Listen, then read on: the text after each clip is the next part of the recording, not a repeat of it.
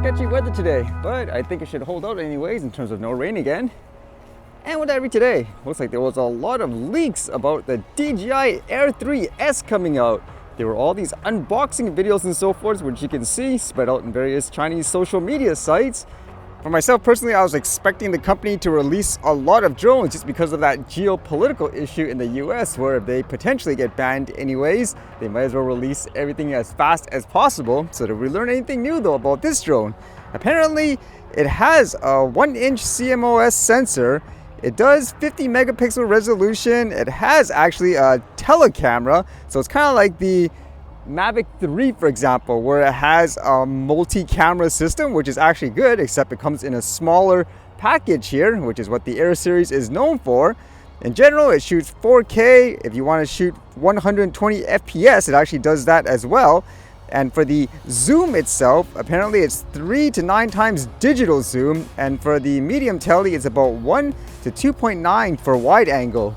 The flight time's about 45 minutes, and besides that, it looked like this one was the actual kit with the screen controller. And with that in mind, I'm expecting the Mavic 4 to be announced as well. So lots of new drones, I suppose, for people who are in the market for one. You should hold out, I suppose, unless you're really eager to get one.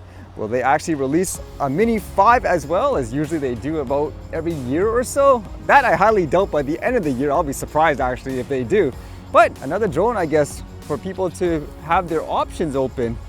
And with all that news of things like hurricanes and all that, how about this one where it shows people using different types of drones for, as it says here, disaster reliefs. This one says, drone takes relief to disaster-hit families. In a first for Nepal, a non-profit uses a drone to fly relief to settlements cut off by floods and landslides in Kavre. What kind of drone is that, huh? It's kind of interesting. It says, in September last week, rain-induced disasters devastated dozens of districts, including Kavra Palanchek, a hill district of Bagmati Province, causing a huge loss of life and property. Hundreds of families were displaced and critical infrastructure destroyed. In their wake, the government has intensified relief efforts by declaring scores of local units of the affected districts, including 8 local units of Krapa Palanchek, as disaster crisis zones. And with that, here comes the drones, I suppose. It says, in light of the urgency of providing immediate relief to these remote areas, authorities have started using sophisticated drones to take supplies to Magaragan in Ward 12 of Panadi municipality. The settlement, which was ravaged by floods and landslides after relentless rains on September 27th and 28th, has been cut off with the rest of the country. Hami Nepal, a non-profit on Sunday, started transporting relief materials to Magaragan by flying a drone from Kalani. This is a drone designed for transport purposes in remote areas and costs around Rs 10 million. It is useful, especially during disasters, says Sudan Gurung, chairman of the organization. According to him, the use of a drone in Kavra Palanchek to transport relief materials is the first of its kind in Nepal. Although it is kind of interesting reading this quote where they say they saw all this disaster, and so that's what gave them the idea, I suppose, to use a drone. It says, so we decided to use drones to transport supplies, said Goering. We got permission from the District Administration Office and the District Disaster Management Committee to operate the drone and transport relief materials. We carried out a test flight with certified operators and started supplying the relief materials. Why that's kind of interesting is because, as you know, in the US there's that controversy where they banned, it seems like, the airspace from anything pretty much. For example, airplanes and drones, and people were using them to actually provide aid. So it's kind of interesting to think about here. Do you really need that bureaucracy where when people need help and you need to fly something there, wouldn't you just let them do it in general as long as it's, quote, safe? Kind of in the same, I guess, situation as, say, if someone is dying in an area, you have a car, a license and all that, and nobody else is around, should you not be able to drive the person out of the area versus having to go through some type of board and get permission to drive the person out of there? And in terms of what type of drones they're using, it says, according to Grung, the transport drone was imported from China and is being operated with the technical help from Airlift Technology, a Kathmandu-based firm. If anything, during these times with all these weather disasters and people trying to use things like drones where they're getting denied by government officials and regulations, it should be eye-opening to generate the conversation. Is it over the top? Does it make sense? Does it actually focus on safety, or do more people actually get harmed with the way it is?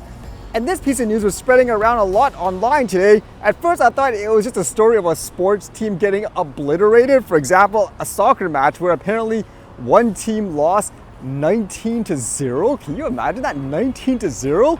But apparently the twist of this is it's a men's league to play soccer, and one team was actually all transgender men. So women, I suppose, that transition to a man. So that's generating, I suppose, more conversation about the topic in general, just based on what's happening around the world. This one here is Spain's first transgender soccer team in men's league debuts with a 9-0 defeat.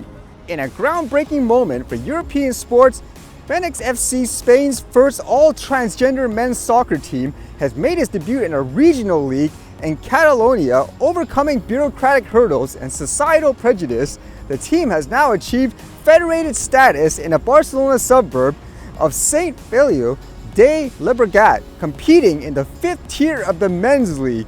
Phoenix FC's journey began 3 years ago when the team's founder, Hugo Martinez, 24, faced harassment after transitioning while still playing for a women's soccer team.